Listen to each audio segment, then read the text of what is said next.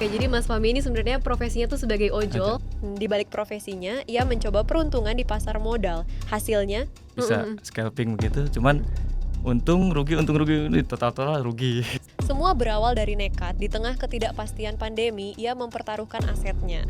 Gimana sih caranya Mas Fahmi tuh pertama kali kenal dunia pasar modal ini?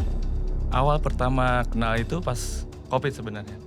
Di dunia jual LM, terus bingung mau diapain nih. Saya lihat YouTube ternyata ada saham.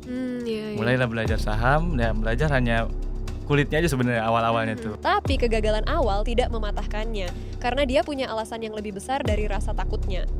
Awalnya itu sebenarnya saya mikir, nggak mungkin saya di ojol terus, nggak mungkin.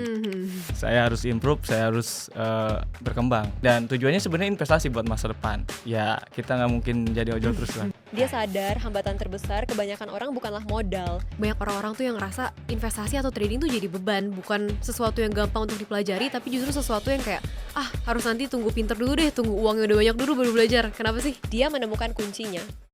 Gak usah ribet sebenarnya sih. Yang ribet tuh pikiran kita.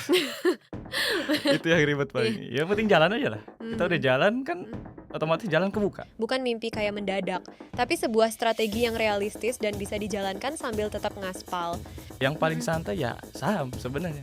Oh, di trade. BSCP lah. BSCP. Di Bisa sore jual pagi. Jadi fleksibel ya, selama seharian tuh masih bisa ngojol, Bisa bisa ngojol. keluar.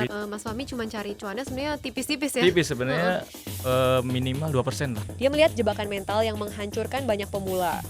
Sering banyak di Instagram, di TikTok. Bang ajarin trading, saya punya utang sekian. Wah, Dari itu utang berat apalagi. itu. Intinya sih jauhin mental instan. Godaan untuk kaya cepat. Pengen kayak cepat, Pengen udah kaya cepat, iya. miskin namanya cepat. Karena Ya, bukannya enak. malah cepet kaya ya, jadi Ya, tadi cepet miskin. habis. Dan inilah rahasia sebenarnya untuk bisa pensiun dari jalanan. Ini bukan soal trading. Mereka tuh pengennya investasi dan langsung kayanya dari investasi. Itu. Banyakin income sebenarnya. Bener, iya. Baru bicara investasi.